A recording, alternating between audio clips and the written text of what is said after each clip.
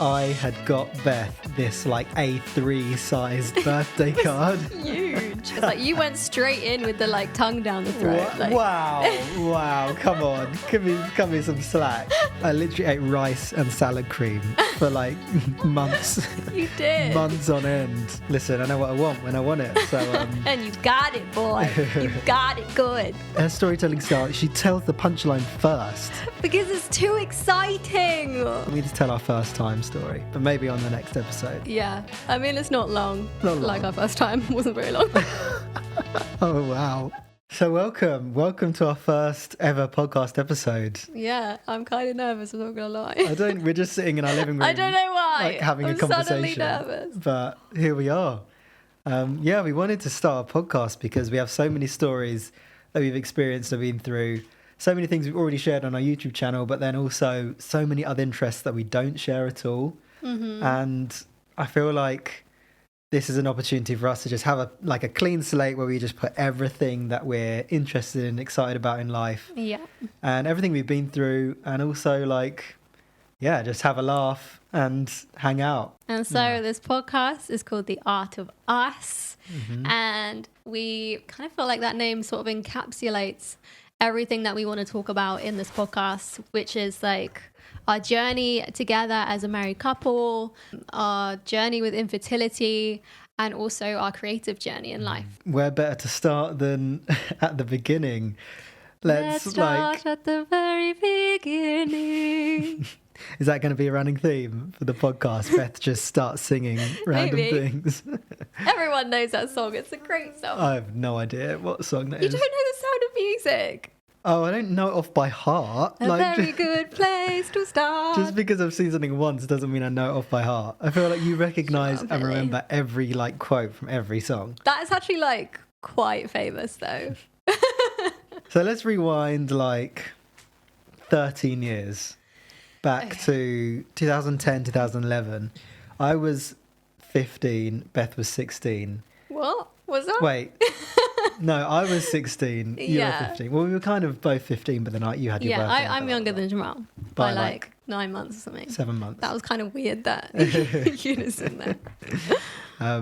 But yeah, so for those of you who already know us and have been watching our YouTube videos, we've been married for 9 years.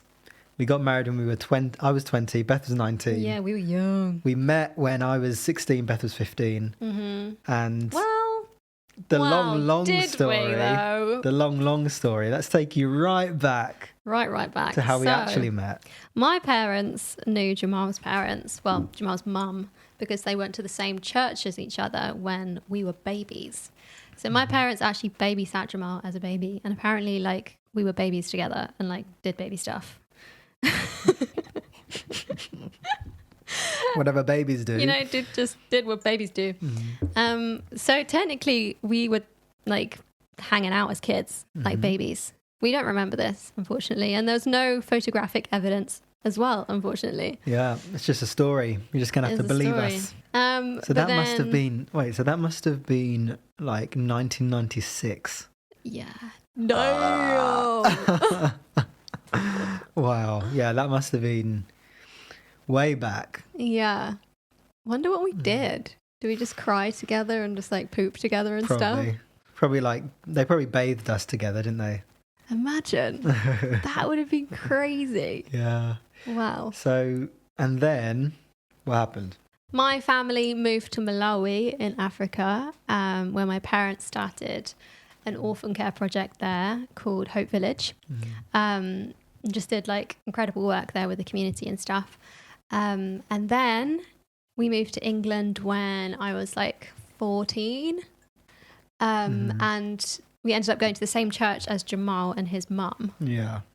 So it was kind of a full circle moment.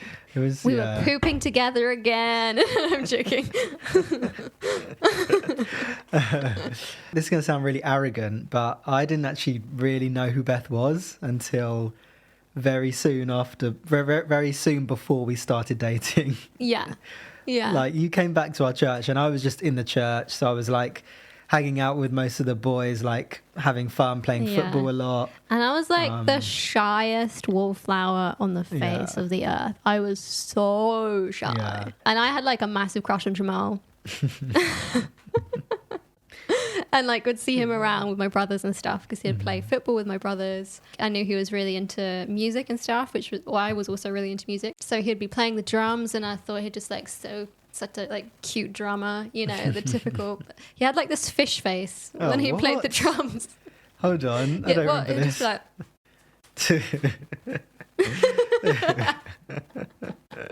It's like your concentration face. Well, for those of you listening on Spotify, Beth did a very, very ridiculous impression of me pouting my lips, which looks nothing like me, if I'm honest. But we'll skip past that. So I'm very much like at this stage. Remember, this is like 2009, 2010. We're 14, 15, 16. Like, I don't have game. Like, I'm not. My fashion sense is like nowhere. My gosh, your fashion sense. I have no charisma. I'm just like playing football, playing drums, like living my life. I want to like insert a picture of your fashion sense. For some reason it worked on me back then. So. Yeah, well, there you go. I was also kind of in a strange place with my life, like as a teenager, when you're going to a school that, like, I was literally the only Christian in my whole class. But then also like trying to navigate what that Christianity means to me and what my own faith is. And then being in a church environment where it's all like kind of, everyone's kind of in that same vibe of figuring out what this means. But also then having like parents and other generations who are like, you know, pretty religious and pretty like invested. And so like I was definitely like not sure about everything. And I was in a relationship in my teens, which was really, really not great for me. And so I came out of that being like, yeah, I'm not looking to get into anything. I'm just going to live my life, play drums, play football, do the things I love, focus on me.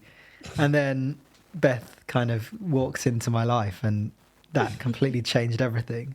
When I was saying I didn't really know Beth, it was more like I knew Beth's brothers because we play football together. And so I was aware of your existence, but I didn't really know you or talk to you, and you didn't really talk to me either. Do you remember inviting me to your birthday party? I have no recollection of that. I do not recall. I like had the most massive crush on Jamal and like never spoke to him because I was like, it's just too anxiety inducing. And then he just walked up to me one day, and it was like the first time we'd actually had a conversation, and you're like, do you want to come to my birthday party? And I was like, yeah, maybe. I didn't go because I was just too shy. I think the way we started really connecting was we got involved in music together, both in and out of church. So we were like, you know, get involved in the church youth band. I was already playing drums, and so there was like a youth, like, you know, a young under 18 band where everyone was like, yeah, like really just this really cheesy, like classic Christian contemporary. One way, Jesus. That kind of stuff. Like, oh my goodness. Really, yeah. And me and Beth were like leading it because I was playing guitar and you were like singing, and we were both probably fairly musical at that time. So that's probably how we started really like getting to know each other. Yeah, definitely. Playing like corny Christian music. Yeah. And we'd like sometimes go over to each other's houses, but like Jamal's mum was like quite good friends with my parents, so she'd come as well, and then we'd be like showing each other our songs on the piano. Oh yeah. Do you remember that? I remember that. Wow. Yeah. Yeah, so and it was funny because our family were friends. My mum would be like, "Oh, Jamal, why don't you show Beth your this thing that you just made on the piano?" I'm like, "Mum, I'm not ready. I'm not ready to show that."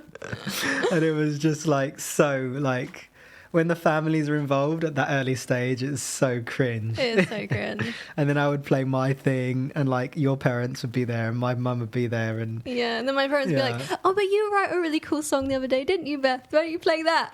And I'd be like, fine. But then secretly like, did you like it? Yeah. And then we'd pick specific songs and like play them together and like learn the harmonies and stuff. So we were kind of like harmonizing with each other, and we just connect over like some sweet harmonies and just like have that eye contact, and you just knew. And remember, we're like 15, 16, so this is so cringe. There is no game involved. There is no like romance. This is just like us. Well, I don't know. Not intentional romance. Not intentional It's romance. not like we've like... It felt pretty hot at the time. Wow. Yeah, it's not like we had game. At least for me, it was not like... I asked for Jamal's number, which was like kind of the next move, because he was just taking a million years without doing anything. And yeah, so we ended up going on some dates and stuff. And I think it was like one of the first times that we went on a date together. Like it just felt just so right. There was just something about like the way that we had talked together, all the interests we had in common, you know, the things that we found important in life that were so similar. It felt like we were in a relationship that was way beyond the years that we were actually physically at. Yeah. I think it was probably January 2011 when we started we started texting probably about November 2010. And then January 2011, I think, was when it was, for me, it was like, oh, okay, I kind of am starting to have feelings for this girl. And then it was your birthday, 28th of January 2011. And I had got Beth this like A3 sized birthday card. Huge. And it was like an obvious hint at the fact that like... At the time I was like, why have you got me such a massive card? It's huge. And it was quite funny as well, because there was a bunch of people that was over and I was opening up everyone's cards, and it came to Jamal's card and it was just like the size of my entire body. Yeah, so that I kind of made it pretty clear, I think, from there on. That was like, yeah, I got an A3 size card. I'm serious about this.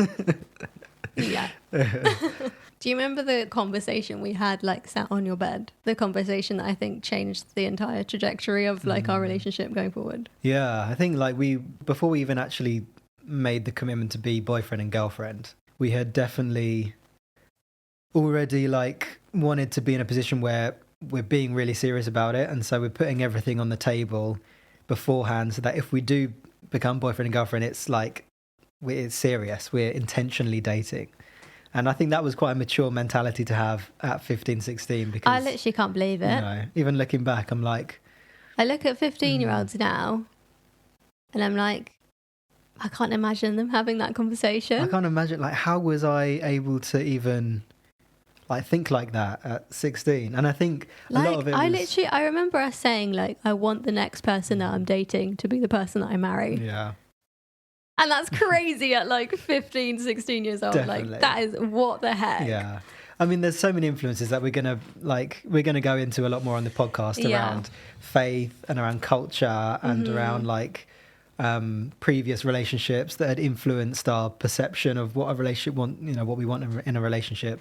So yeah, there's so many things we can like unpack. But yeah, for now, like it was just, we were so ready to, And so, we both had come around one night and we were sitting on my bed and we just started talking about kind of our past and stuff and like things we've been involved in. Although we had loads of baggage at 16. Well, I mean, relatively. Well, I think actually we, for 16-year-olds, we had a fair amount. We had quite a bit of baggage. Yeah.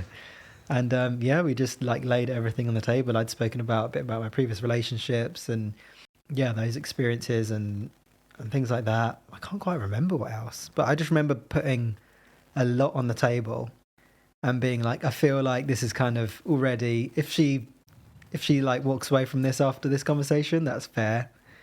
But yeah, I was kind of ready to like let Beth see as much of me as possible, at least that I was aware of at an early stage, so that we could build on a really honest platform. Yeah. And similarly for me, like I told Jamal stuff that I'd literally told no one else ever in my whole life.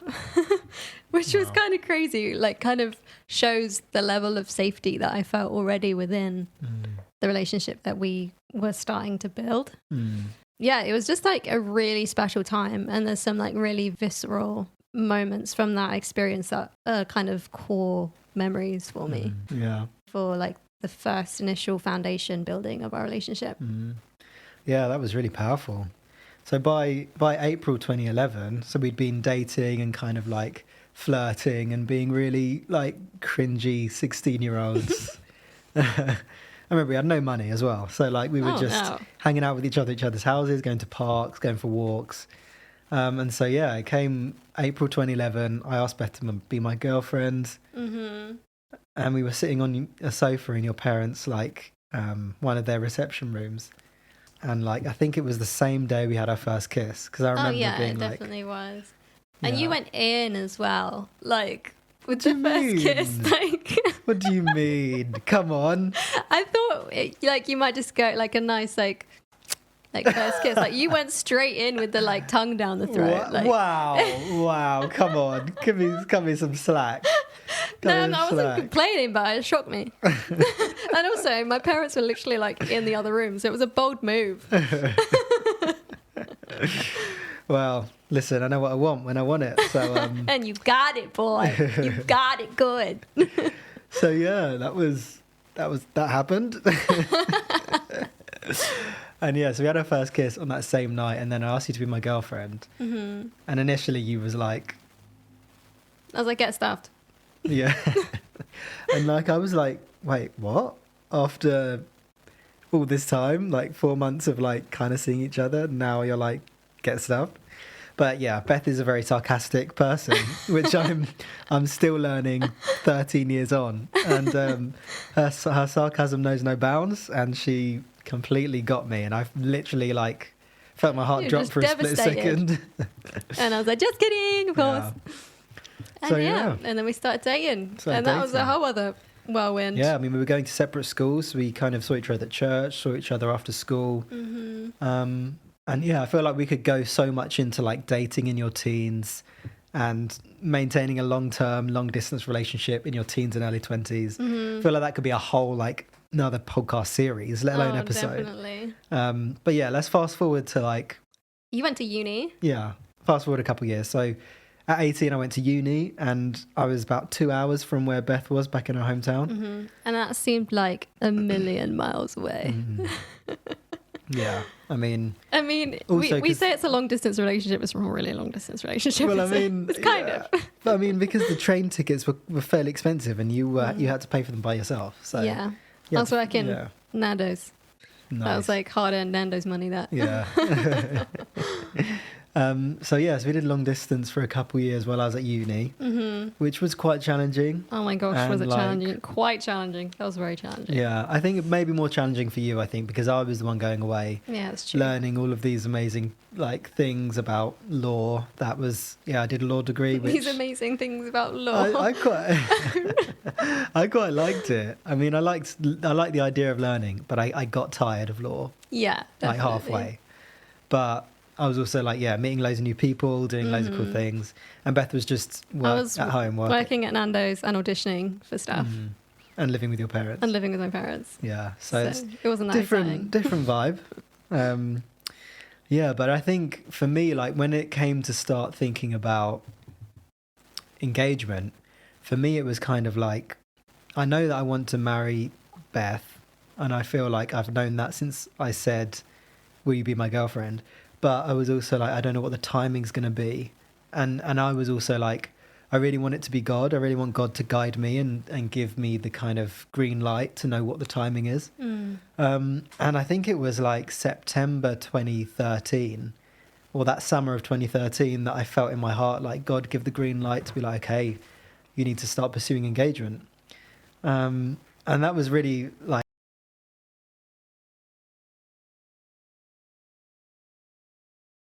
from God about it actually gave me the freedom, even though logistically getting married like whilst you're in your early 20s is like, well, not only in your early 20s but also doing a law degree. Whilst you're doing a law degree in your early 20s is really hard. So I was like then starting to pray, and I spoke to my parents about it, and my parents were really supportive, but a lot of other people were questioning very much. Like first before I proposed to you, and then after, just simply because we were so young. And I think it's kind of fair, but a lot of people didn't know where we were at or have like the relationship with us. They weren't close enough to our hearts to understand where we were at, where we're going through. So it felt a bit tough to kind of hear a lot of people. Yeah, I think that's the thing about it, is that the people that came and tried to like advise us on like not getting married, like they didn't really know us very well, and it's like, why take advice from people that don't know you and know kind your of walking with you. situation? But I proposed. We had a great engagement. We did. It was all of 9 months. Yeah, so I proposed on Beth's birthday. I used my student loan money to buy a wedding the cheapest ring. ring in the shop. It was very cheap. It was cheap. It was still beautiful. Yeah, it was on Beth's birthday, so it gave me an opportunity to put something together that was like, oh, I'm just taking you out for your birthday. We're just going to do something nice. But I took Beth to get her nails done, and we went for a spa morning, which was lovely. I love spas. And that was really relaxing. It was really nice. Got my nails done, all that. We went to the Waffle House. For it was lunch, really cute. yeah. And then for dinner, I'd hired out the top of this really nice restaurant in our hometown. I'd hired out the whole top floor. Darcy's. Shout out. It was called Darcy's. I'd hired out Mr. Darcy. Oh my gosh. Anyways, You obviously knew it was Mr. Darcy because you knew I like Pride and Prejudice. yeah, let's go with that. And yeah, so I'd hired out the whole top floor. We had like petals and candles all over the table and stuff, and it's just one like table in the middle of the room, really nicely lit and stuff. Did you see it beforehand? No, actually. Did you not? No, I saw never the asked you space. before. You haven't actually, no. Oh, I saw the space beforehand, so I saw like the room and the restaurant and everything, but no, I didn't see the actual table the way it was laid. Wow. So did you say to them, I want to hire out the top floor? Yeah. Okay. And I laid down 1,000 cash on the table straight. I'm hiring out the whole top floor. £1,000 of my student loan on the table. I literally ate rice and salad cream for like months. You did. Months on end. Just like £2. And like dry pasta. £2 a week, like food shop budget. Yeah, dry pasta. Yeah, because I couldn't even pay the water bill. So I just crunched down like crisps. dry pasta. Yeah, so yeah, and then we had the engagement, and because I was still at uni for most of the time we were engaged, you did most of the wedding planning, didn't you? Yeah, I did most of the wedding planning, with like some help from like my dad and mum and like your parents as well. Like they were so helpful. I don't know how we would have done it without them. But I spent hours decorating jars. Really? Like hours with a glue gun. Yeah, like we tried to do it as low budget as possible because I mean it was mainly, we're really thankful to have parents to be able to support like paying for the wedding and stuff, but most of the money was either gifted or paid for by our parents, which is a real blessing. Or like Nando's money that I'd saved up, but not very much. But that paid for like the decoration, like some of the decorations. And like we did everything like as cheap as we possibly could. Like my dress was like a sample dress, like in a shop window, which was like massively reduced. I mean, we had to chop like half of the material off it anyway because I'm tiny. Beth is 5 foot for reference. And I was even smaller then, like 9 years ago. To think about the wedding now, I feel like it was both amazing for what we had at the time, and also so far removed from who we are now. Oh, yeah. Which is like, I mean, at 19 and 20, we had 250 people at the wedding. 250 people. And I mean, if you think about it, it's like you're in a really in-between phase in your life when you have different groups of friends from different places, and you haven't like locked in your community yet, but you also like... You have acquaintances. We barely know 5 people now. No, that's not true.